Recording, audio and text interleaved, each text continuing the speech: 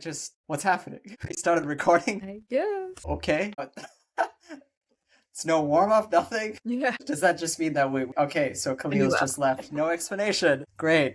Sorry I'm late. Oh, good. Yeah, how are you doing? It's been a while. Yeah, it's been a lot. I'm very busy. I'm doing school and an internship right now and organizing stuff for Heart House. So busy. Right. But that's good, right? Yeah. How are you? I'm good. Yeah. I know. All right. Hello, everyone. This is Celluloid Chatroom. My name is Madeleine. And I'm Sahan. It's And been a today, while. yeah, it has been a while. Today we're going to be talking about the 22 film Golden Years, directed by Barbara Kolksar. So, do we want to start with some initial thoughts on the film? Oh, we should like summarize the plot. Yeah. But of course that puts the onus on me now to summarize the plot. Why did I say anything? Yeah, okay, so it's a pretty straightforward film. It's called Golden Years. You might imagine that it's about the elderly. And so this couple, they've just retired. They have these expectations that now they're going to figure out their lives. And it seems really, really tragic. It doesn't seem like you ever figure out your life. So that's basically the plot. It's not I the mean, plot at all. What do you mean? it's sort Not of the like film the at theme. all. It's Maybe. it's the How? it is, and no, I mean it's fair. I mean everything gets kicked into gear by the fact that there's a cruise that they're going to go on, and the fact that one of the couple's best friends dies. Yes. And And so her widower joins them on their couple's cruise. that's also true. That's true. Okay, great. That I mean, like it's a bit tricky, right? Like, I mean, of course, it's not like really a spoiler at all because I mean, she dies very early on, and that's what kicks off everything. But then at the same time, she does have her last words, right? Which are interestingly, destroy a set of letters I don't that. think she's destroyed, did she? I just Oh think no, she didn't say destroy them. she I'm just said sorry. like find them. Find the Yeah, letters in my bedside drawer. yeah. That's not a good hiding spot. I was thinking that. I was like, you have 15 years of love affair letters in the bedside table where you and your husband sleep. Right. That's insane. That's so Under the stupid. floorboard or something. Like in the attic. Why Yeah, not? yeah. I mean, nobody would check there. Where would you hide something this is getting rather personal. Yeah. Where else? I mean, you could under the mattress is plausible. I was gonna say under the mattress is a good one. Like if you had to use that location. I mean, I think that with this film, there are little moments like that. Like, I mean, even when she dies, like I just knew that from like, in terms of like the story beat, just in terms of, in terms of the lines that are being said, that of course that this person's going to die, but she Yeah. didn't look like she was dying at all. She looked perfectly healthy. Yeah, okay, well, maybe let's dive into a little bit of our thoughts before, like, so we can kind Yeah. of orient ourselves in this conversation. Because for the first 30 minutes of this film, I did not buy it. And then I actually grew to really like it by the end. But I did have some issues, first of all, with the fact that at the age of 65, they're treating these people like they're about to die. 65 is very young to die. Like, Magley having a heart attack was like a very tragic and young death. And like, my dad is 71 currently. So to me, 65 is pretty young. Like, that doesn't seem old to me. Like, I've seen my parents or my dad be that age. My mom's younger. It's not that old, So like watching these people be sick, I was like, that was a little wild to me. But also just some of the relationship issues set up could have, I think, been a little better established in my mind. Right. So I was like, it was a rocky start with me for this film, but then I actually started to really love it about half I an mean, hour in. my dad is older. He's I think 75. Okay. 74, I think. But I mean, is that why what I don't know if I had the same response. 65. Like, does that seem that old to you? It doesn't seem that. In my mind, if your dad is even older, 65 probably feels even younger. No, I mean, I don't feel like 65 is like, on the precipice of death, and I don't think it has ever been like that, even in antiquity, it's yeah, okay, but I mean, it's not as though that I think it's more like they have this attitude that they're on the cusp of death. Yeah. And that's what's kind of propelling them. And their kids are treating them a little bit. Well, their daughter more so than their son is kind of like treating them like they're gonna die soon too, and she wants a house. Oh, like as in like there's this sense that they need to move out of their old Yeah, family like they need home. to downsize at 65. I was like, guys, it's not that old. It's really Right. not that old. Yeah, yeah, you know what? I think that like my response to moments like that were just kind of like, hey, this is a bit cruel, isn't it? Like, and what's the rush, But I don't know if I really like connected it to their age. No, that's interesting. I think that's fair. Yeah. Um, there is a way you could feel like they're kind of like the film itself has this attitude towards the elderly, at least initially. Yeah, or yeah, maybe it's trying to be framed as like this is what the kids think about being 65, but the adults totally internalize it too, and one of them just randomly has a heart attack at 65, which is just a tragic and young death to me and not just like something that happens at 65. And like I don't think that was like talked about, like I don't know, it didn't seem like it just seemed like they were like, "Oh, we're getting old now, like this happens." I don't know. Interesting, but that being said, like I think the film would have an interesting attitude towards death, towards like being 65 if there were multiple characters with heart attacks who were dropping like flies around you, I think that it's kind of like a introduction to like this new stage in your life where yeah, you will have friends die like An increased rate. at an increased rate, and it can feel bizarre, right? So yeah, I think yeah, I suppose we should probably talk about like the film as a whole. Like did you think it was a good film? I think it was a good film. Aside from my kind of issues with some of the stuff, mostly that happened at the beginning, I did like the film. It's beautiful. It's beautiful to look at. The sets are amazing. I thought the costuming was really, really well done. Just gorgeous cinematography.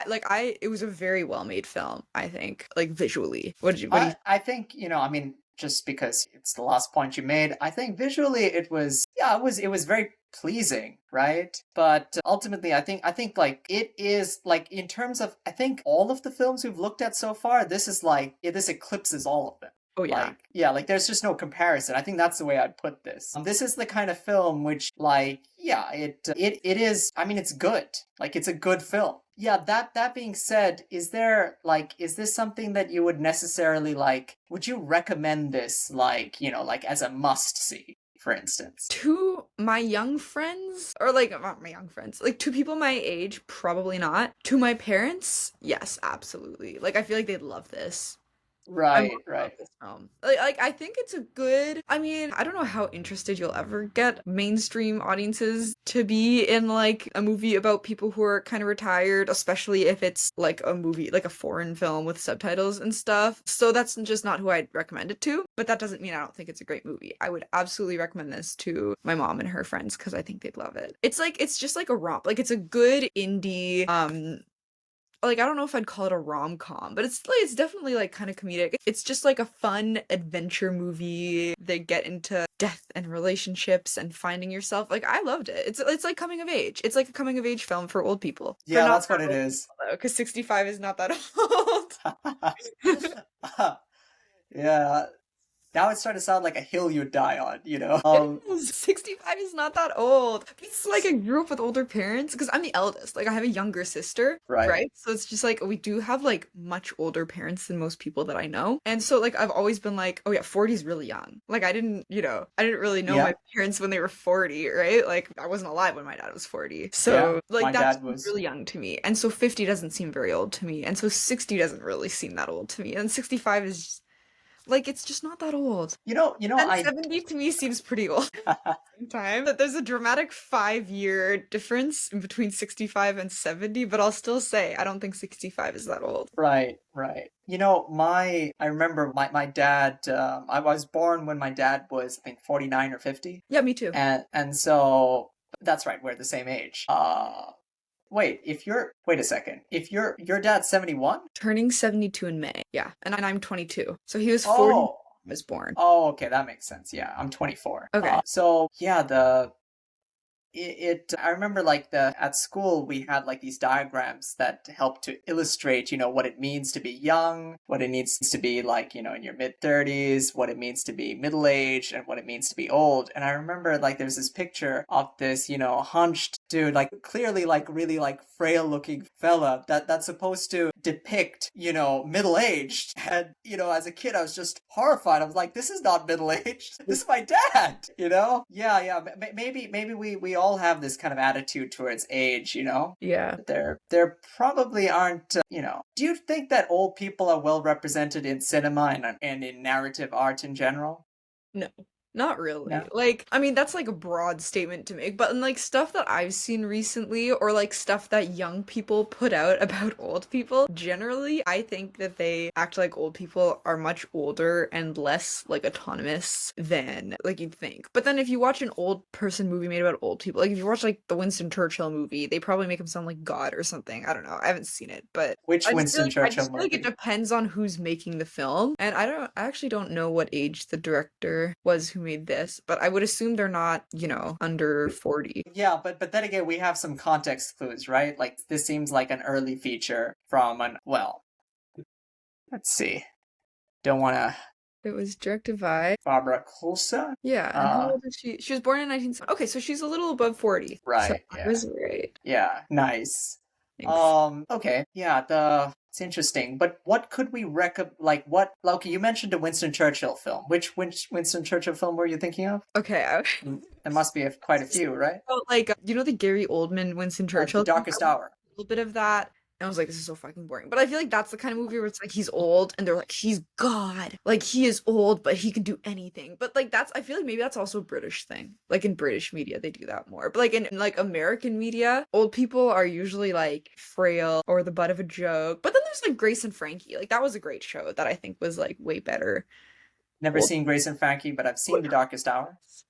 Huh? Oh yeah. I've seen the Yeah, that. So, but with The Darkest Hour, yeah, I mean, it was basically they were worshiping Churchill. Yeah. It felt like a love letter to the man. Like he's dead. Relax. I know. Don't jack Churchill off anymore. We don't need that in our society. We just don't. The more I find out about that man, the more repulsed I am. I just don't want to hear it. Stop glamorizing Winston Churchill. Of course, like I do have a lot of, people of friends of South Asian descent, and yeah, some of them are not fans of Churchill. Particularly the Bengalis. They don't like him at all. Of course not. Like, oh. Yeah, that was just a fun reference to the Bengal famine. But no, but I The one who signed on to this Golden Years episode. God, I've been waiting for them to bring up the Bengali famine. Finally. oh yeah. But well, I don't really have. It's not that I have any strong feelings towards Winston Churchill. Either way. Right. But then again, this is I mean, when you take The Darkest Hour, that's like a biopic, right? That is Yeah. supposed to delve into who the man really was and their take on him. I mean, it's been a while since I've seen it, but their take on him was that this is like a charming, quaint, posh man, right? That's their take on him. So, I mean, that's different. Like, do you have like movies? I mean, but of course, we're not the target audience. I don't seek out films like this. So I feel like this is something you'd know. Maybe, but you know what? Like, I feel like sometimes, like, when you see what's being made on, like, Netflix right now for teenagers, I feel equally as divorced from that. But, like, Right. me, that's just because it's just reality. So I don't relate to it, even though it's targeted more towards our age range, right? So it's just like, if I'm equally divorced from both, I might as well watch a good movie like Golden Years. But I was gonna say, a really funny old person movie that I saw recently that's definitely like Grace and Frankie is a really funny show on Netflix, if anyone hasn't heard of it. And it's about these two elderly women who are just kind of longtime family friends because their husbands or business partners. And they're finally retiring. And basically, in the first episode, so this isn't a spoiler, their husbands drop the bombshell on them that they are actually gay and in love with each other and are divorcing both their wives. And then the wives kind of are like obviously shocked by that news. And then they both like escape to their shared beach home to get away from their husbands. And they don't really like each other, but they're kind of just forced in that situation and now living together. And I don't remember how early into the show this happens, but they eventually start a company together making like ergonomically friendly vibrators for like elderly women. So Interesting. that's the premise. It's a really funny show. It's got Jane Fonda and Lily Tomlin. Amazing, really good show, hilarious. And I think that paved the way for like just making more mainstream comedies about like older women, because recently after I started watching Grace and Frankie, this movie called The Book Club came out. Have you heard of this? Hilarious. It's a film about these four older women. Jane Fonda, not James Fonda. Jane Fonda is in it. She's one of the women, and they basically like it's one of those kind of rom-coms where it's like an ensemble and they all have different issues, but they kind of are woven together. And so with these four women who are all kind of having some sort of relationship issue, and they start a book club together, or they've been doing it for years. And anyways, their life kind of gets shaken up when they read 50 Shades of Grey for their book club. And then that sends each of them on this journey of love life issues and resolutions. And it's funny, really good movie. And I saw this a couple years ago. Like, I went to see it in theaters. There's this theater in Oakville that I love called Film. Shout out Film. It's the best theater ever. And I went there to see the book club because that just like looked really funny with my little sister and my cousin. And we were by far the youngest people in the film. Like, by far. It was mostly kind of like retired people and seniors, and we were sitting right in the front row. And at one point, they made a boner joke, and like this old lady sitting behind us goes, "By Jesus!" she couldn't take it. It was so funny. Did you know what 50 Shades of Grey is? Because that's the kind of movie this is. So it was really funny. Great movie. They're coming up with I think there's a second one out. Like, they just made the book club too. So I'm definitely gonna do a girls' night with my sister and cousin and watch that. But like, I like that there's starting to be an uptick in films about old people. Or older people, or not so old people. You know, now that I've given it more thought, maybe I should have given it more thought earlier. But, you know, I mean, I don't know, maybe it's just me. I just get a lot of ads for like, you know, movies that are targeted towards old people, but I don't remember the names of any of them. Ads. Just, you know, YouTube. Oh, do you think it's because we've watched some movies about old people here? No. I just mean they must think I'm an old person. I mean, at the same time, they clearly think I'm an old person. I like competitive shooters, given like my ads. I don't know, like it just, I don't think the algorithm has me pegged down. Really funny. No, mine is confused too, because I'm like doing an internship where I'm making like a lot of LinkedIn posts for the company that I work for, and one of them I like talked about how my boss went to this big tech conference, and now this tech conference is advertising to me like crazy because I had to Google them to make this post. And I'm like, you are barking up the wrong tree. Yeah, I mean, we could talk about like algorithms and marketing. Like, I mean, there's a huge market for films like this, surely, right? Like, well, I think so. And I think it's actually like, even culturally, I think it's important. I mean, obviously, for the sake of like, it's probably very moralizing for old people to see these like fun comedies about them. Even though, like, I think that it would be nice. The focus was a little less on how old they were and just like had old people living their lives in these rom-coms. Like, I think that would be fun too. But like, something I think about is like, when I was a teenager, I feel like I saw like, there was obviously just a lot of teenager marketed stuff being thrust at me all the time. But a lot of it would be like about empowering teenagers and like hearing their voices and like, oh, the people under 20 who are leading this, or especially like stuff like magazine publications or like music and all this stuff. Like, just think about like, there's like the teen Vogues, and there's like, when you're a teenager, you're like a tastemaker in a way, you know, especially in this generation, probably more than any others, because of how technology is working. Like, the teenagers really are tastemakers. And so the farther divorced, and I'm only 22, so again, this feels a little ridiculous, but like, now it feels like literally the farther divorced I am from that, the less relevant I become all the time. I live with my 18-year-old sister and her friend now, and they truly make me feel like a dinosaur, and like, I'm not. How do they make you feel like a dinosaur? I just feel like the chuggy older sister now. Like, they just know all these things that are cool, and they're like, they get the jokes, jokes faster than I do. Okay. Ridiculous, because I'm like, literally, I'm also 22. Like, I'm young still, but it makes me feel old. And it just, like, I think back to all the stuff I saw as a teenager that was like, you're a teenager, like, this is your time, like, we want to hear your voice, and it's so important, and you're in this transformative time, and there's all these coming of age. Like, think of how much media is put out that's like targeted towards teenagers, where it's just like, guys, once you leave that, it's like the media cares less and less, and like, you're less relevant, there's less movies being made for you. And like, I mean, mean, that's like, it's ridiculous to say there's not other media being targeted towards non-teenagers, but it does feel like that's like the relevant year, and it's the coming of age film. And it's just nice to see films that are like, hey, look, life can restart at 65, or like, you know, you could find yourself and have all these crazy, like anything that happened to the wife in the film could have happened to a younger person in another movie, you know, which I just liked. So Right. But I mean, I guess like, I did get the sense that not I have this vague thought. I don't know if I can, marshal it into anything. But hang on. There's there are a lot of there is a lot of media that is targeted to people who are in their 30s and in their 20s as well. And yet it does sort of feel like it is teenagers. I have the same impression as you, that it is, in spite of all that, I mean, it exists, definitely, but in spite of all that, it does feel like teenagers have this grip. Like, even the stuff that's made for somebody who is in their 30s kind of has to also appeal to the teenagers, right? Because they're the demographic that has all that time on their hands and is probably not stressed out too much about more serious issues, that they can just spend a lot of time thinking about content. I just think there's like cultural capital that comes with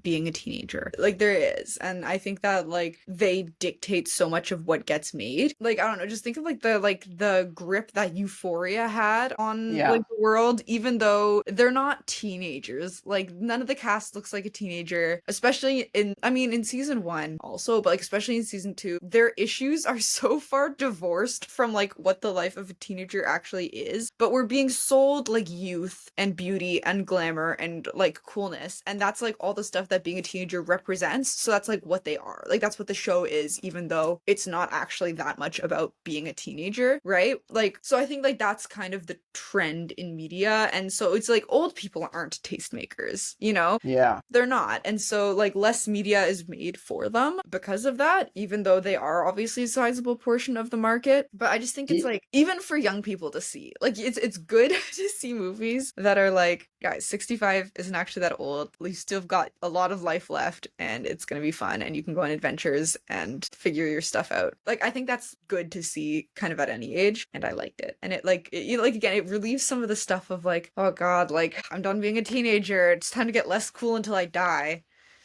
You know? I mean, does that bother you? No, not a serious way, but like I do feel, like that's kind of what, like there's not that much media out about like really cool 40-year-olds, you know? Like there's less stuff about that, or like people treat like even like 30, like people treat that like that's old now. Like they'll be like, look at this celebrity, like she's 30 now, can you believe she still looks good? And it's like, of course I can. But like the media treats it like she's a dinosaur, and like 30 you're even less cool. And like it does seem like when you're like a teenager, early 20s, like especially, I mean there's like lots of media about university students too, but it's just like there needs to be something on the other end of that. Like there needs to be media for people who just aren't like, who just can't relate to like these young person things and these like cool ideals, and like there's got to be like the antithesis of like Euphoria out there for old people. Yeah, no, that's I think really interesting. Now, wouldn't it be interesting if this film was just kind of like, two old people who,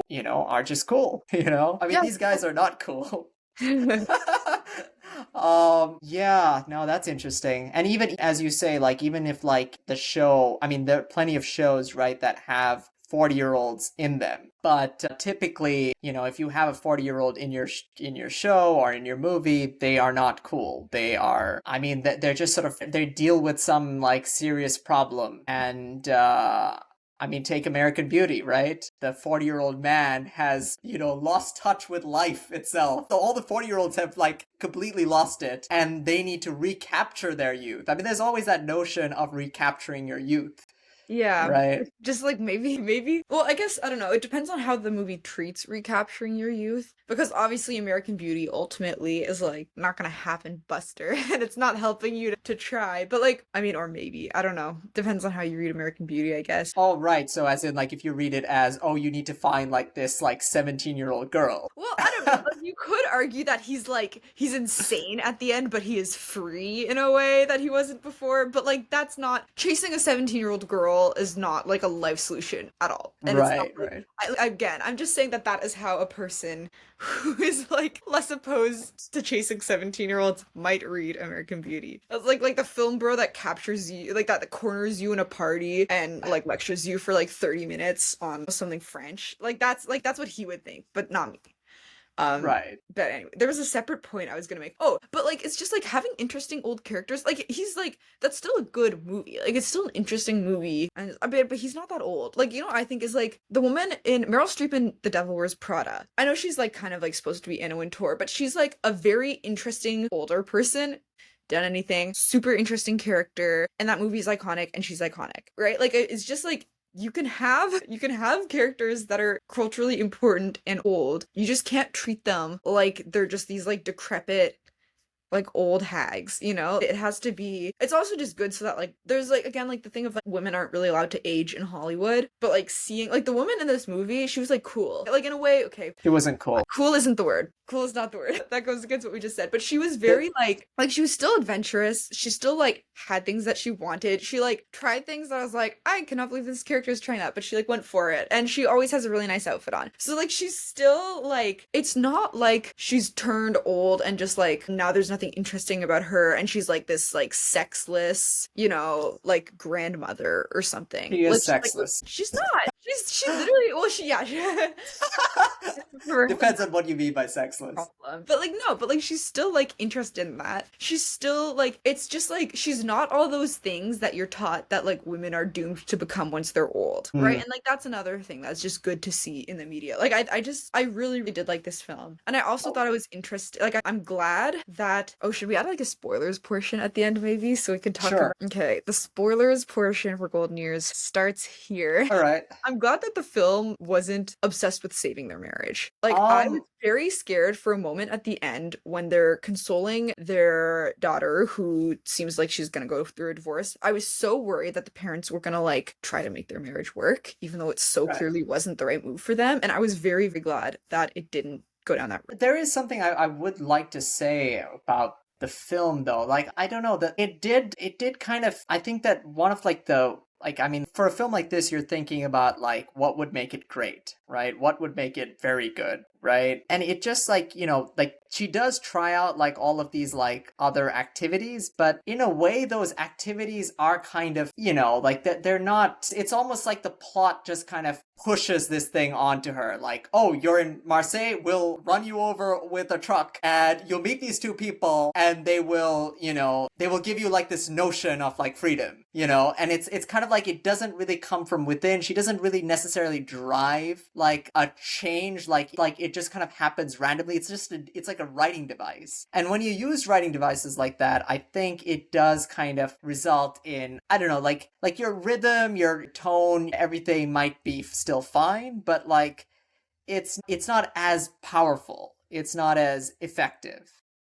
I would I don't actually know. argue against that because she doesn't, it's not a hero's journey that she's on. Like she Sure. doesn't, she has like a loose sense of what she needs to do, but really she just wants to like break out of the shitty mold that she's in and just let stuff happen to her and like experience the world, and she does that. And like I think that's fine. And it's also just like that is kind of the structure of a road trip film. Like that's kind of how like this is in a way a road trip film, or like it's a road trip film within a divorce film, or like whatever you want, or an old Divorce age, film. or like whatever you want to call it, right? But like I do think that if you treat it like I think that I don't think this film is trying to be like the most hard hitting like movie on earth. Like I think it's one of those films that like talks about deeper stuff, but at the end of the day it's a really solid indie road trip film. And, like that's just like tucked away there. Like, it's a really good film about friendship is tucked in there. Or it's like I think that the kind of like she just walks into these things and they happen to her. I think that format just like worked. Like, I thought it was pretty good. And I didn't really think like, oh, what could make this movie great and wish that she was more motivated or that there was less like plot convenience. I think that what could have made this movie better and really pushed it over the top was better character development in the first 30 minutes. Because Yep. I think it lacks the most. I thought like at first I thought she was very annoying. Like it's like, oh, her husband retires and he's like, oh, I can't wait to sleep in. And then the first thing that happens is she wakes him up at 7 a.m. for no reason. I was like, well, yeah, that's really annoying. Or like when she sees him on the couch and just randomly gets annoyed even though she's not doing anything and then makes him vacuum their spotless house. Like that stuff was just like, it didn't seem real to me because these are like, you know, your husband not wanting to do domestic labor after being used to it his whole life is a very real and relatable issue, right? But like that's not the way to explore it. I didn't think that was done. It just made her look annoying. And then the husband just like clearly just didn't give a shit about his wife, which became like a thing throughout the whole film. But like it's just they didn't sell me on what these two people ever really had in common. Or like I just needed something more from their characters at the beginning of the film. I think yeah, like I agree with that. And I think that, you know, I can see like the structure of her meeting people like working. But as you put it, right, like in the that there is something kind of like half-baked, potentially irritating about her initial characterization. I personally wasn't annoyed by her. It didn't even strike me that, you know, she could be insufferable. I just figured, oh yeah, you know, I don't really have the context here, you know, maybe he's never vacuumed in his entire life, like he's never done a chore. Yeah. But I don't know. It just kind of like, you know, the characters, they just kind of, it's one of those movies where, you know, you're presented like this problem, like the conflict, like the characters themselves, like they, you know, their conflict is that they don't work well together, right? And they don't, yeah, as you put it, like they don't have any reason, they don't have something to call back on. Like, oh, hey, remember when it worked? Yeah. Like, you know, and like at that age, like sure, maybe it's been so long that you've forgotten, but then that's your motivation. Like you need to figure out, like there needs to be like, I don't know, they were almost like, for their age, for their experience, they weren't kind of like tackling the problems as maturely as they could be, you know? Terrible communication. Terrible communication, like, dude, just like tell her, like, you know, like just pick up the phone. I You know. pick up the fucking phone. I know. Well, Just, that's the thing. Is it's just like there's no relationship to root for. So already from the yeah, beginning, I did not care. Like 5 minutes in, I was like, they should get divorced. You know, like it didn't. There right. was no reason for me to root for the couple from the beginning, and there was no reason for me to like there was nothing I had to like, connect to the characters and like who they were based on the beginning. So like that's where the movie. Like, that's just the weakest portion of this movie for me is that they didn't like give us a better look into their motivations as a couple or kind of their individual struggles, like in a way that's like nuanced enough to propel forward the really good parts of the film. So like I think that is what could have made it like a great film, but I still did really like it. Yeah. Yeah, you know, I did. I mean, like after the first 30 minutes where it was more like, I don't know, like I just kind of felt like this was aimless and like, you know, there wasn't a conflict. Like, I mean, when we say that the relationship stakes were low, like we're not exaggerating. There wasn't really a conflict to begin with because these two didn't mesh. Yeah. And so, you know, and it was, I think the pace of it, like as in terms of it introducing like a plot point, I don't know, like it dragged. sorry? It dragged at the beginning a little. It did sort of drag, right? So like, yeah, that's probably, yeah, that there are definitely still like, I guess, fundamental issues, and yet you can make a good film even with like this. It was good. It was good at the end, you know. It was. You know what, if they ever make a sequel, I just want it to be about that like anti-capitalist lesbian commune. That's it. That's the movie. That's the movie within the movie that I want to explore. See, I thought that like was so funny. See, like stuff like that. I felt like the hippies that she ran into initially, and then the, you know, anti-capitalist lesbian commune would, like, there is no way that the director has any life experience with people like that, right? I mean, no, that was my impression from watching the film, right? Maybe. It did. So like I mean I don't know if, like, I mean it would be a great like spin-off, but you know, like you'd have to, I think, I don't know, like I didn't get the sense like that these were real people.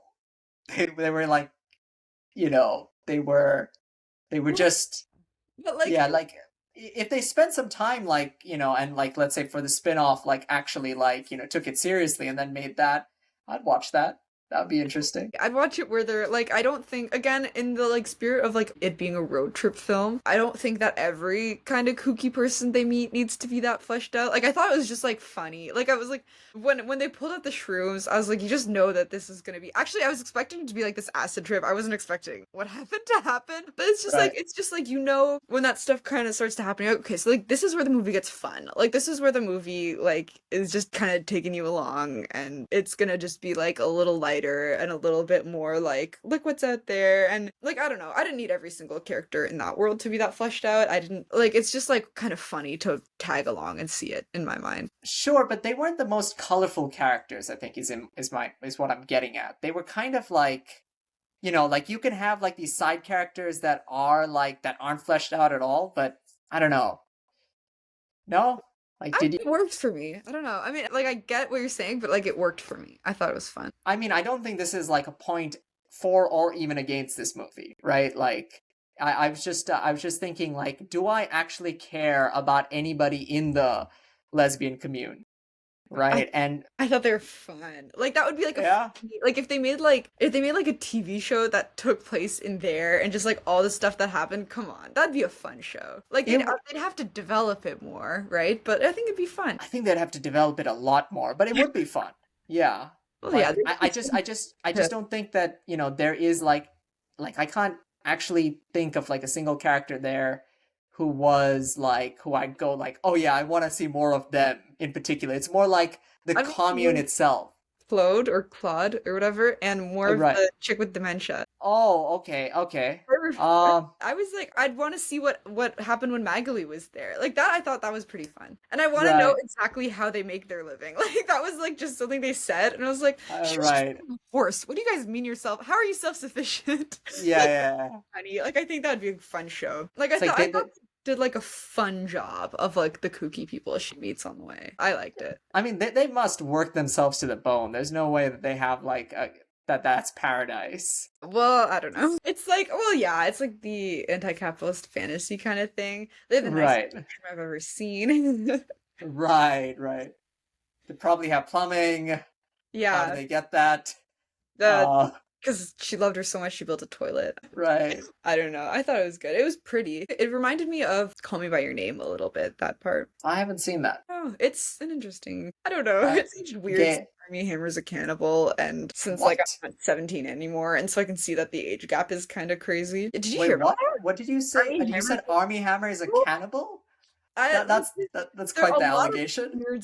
I don't know if he's a cannibal per se, but he has a reputation associated with either cannibalism or like a family legacy related to. It's literally wild. That came out a while ago, and have you heard about Army Hammer since? Probably not. Outside of Um, like the craziness, all right. You know what? Like, I'm looking that up. Army Hammer cannibal. waiting for you to be like, oh my god.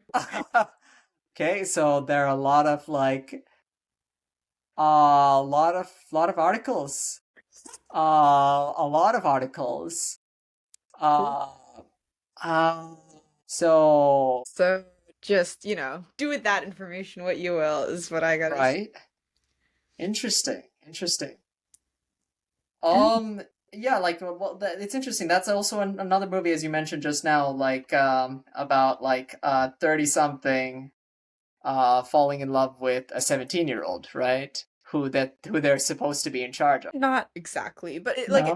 I wouldn't compare it to American Beauty. Like it's an inappropriate age gap, but it's not like that inappropriate as American Beauty. Okay. I don't know. It's a separate it's a separate can of worms. Maybe maybe we'll get into that another time. But I feel like Yeah, yeah, no, I don't know. Should we like wrap it up and kind of give let's wrap it up. our final thoughts? I you know what? Beautiful film, well acted. My issues are with the beginning, but I ultimately thought it was a really fun film, and I loved the ending. I really liked the ending. Right. Um, yeah, yeah. I mean, I think it was it was a pleasant looking film. It's a bit more than just a pleasant looking film. It's good. It's a pretty good film. Yeah, meat on its bones. But like yeah, like ultimately I think we sort of meandered our way towards like what the fundamental issues with the film are that kind of hold it back. Yeah. But Would you recommend it yeah, to your mom? would I recommend it to my mom? No. No, I don't think I would. Oh, that's actually a very good question. Yeah, like, would I actually recommend it to my own parents? I would. I would not. I just, hmm. Actually, okay, would I recommend it to my mom? Probably not. Would she like it? That's a different question. Uh, Yeah, I you guess it know, depends on how comfortable you are recommending stuff to your mom. would she like it? I will say, okay, I think that there are definitely some moments where like I don't know what you're like, what like I mean this film can be a little bit graphic, I guess, a little.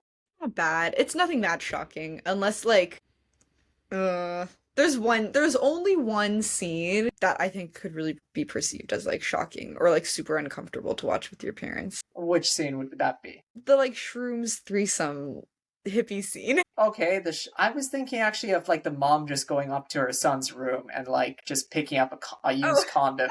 yeah.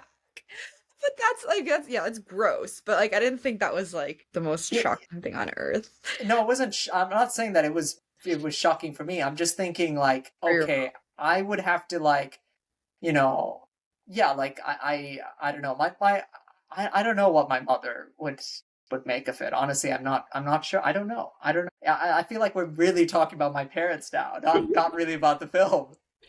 Specifically, this podcast is officially about what your mom specifically would think about a film scene with a condom.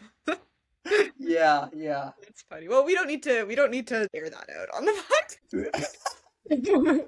can edit that out. This could get any weirder. This has been the Celluloid Chat Room. I'm Madeline. Yeah, Sahan. We'll Um, see you next week. see you next time. Check out Golden Yeah. Years. Maybe watch it with your mom. Maybe don't. Okay. All right. Yeah, of Alright. course, we did say, I think we might have said see you next week the last time we did that, and then we did not see them next week. Well, oh It's well. been No a one, few months. no one's getting attachment issues from us saying that. Yeah, yeah, fair enough. All right, yeah, we can definitely call it here. All right, Uh, cool. So this is cut. Cut the recording. all right. Nice.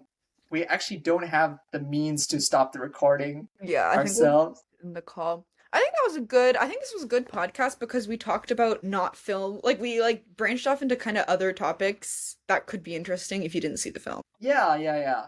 It was also, I think, casual, kind of, I think it's, Also, my I think laptop might die at any moment, but keep going. yeah, I think that we've gotten to know each other a bit better, right? So yeah, we're totally, I think, at ease, just chatting, right? Yeah. We didn't have to plan anything. We didn't have to No, like it was go. Yeah, yeah, for the questions. I think just like leaning into stuff that's just like a conversation. Like I liked the little clip that was posted on Instagram about like the story about like me being squeamish in movies and figure skating scaring me and stuff. Like that like worked, like the stuff that's just like not getting too into the film and just talking about more broad stuff in the same vein. I think that probably will work the best. yeah, yeah. Ultimately, yeah, yeah. I mean, we should probably just keep doing this, Yeah. and then yeah. What do you see? I mean, do you have any thoughts? I think this might have been one of our best episodes. Yeah, yeah, definitely. Well, did Khalil or is it Khalil or Khalil? I think he pronounces it Khalil. Okay, just wanted to check. I know a couple from work and it gets confusing. Did he say what got us into trouble from from one of our other episodes?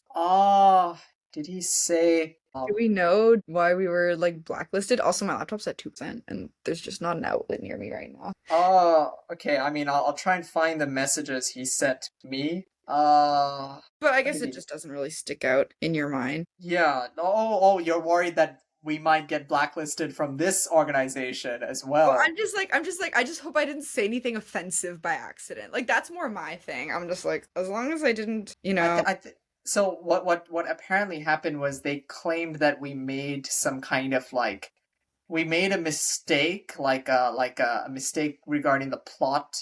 This is their claim, by the way. Doesn't mean that it's true. Well, that's fine. With That was probably regards, like the Midnight at the Paradise or the reunions thing. One of the ones we shot on. it we did no, it was not Midnight at the Paradise, I think, because Oh, there we really shat on that film, yeah, right? we went all in, which is kind of We hilarious. had like like a fork and knife out, and we were tearing into a carcass. Oh, yeah.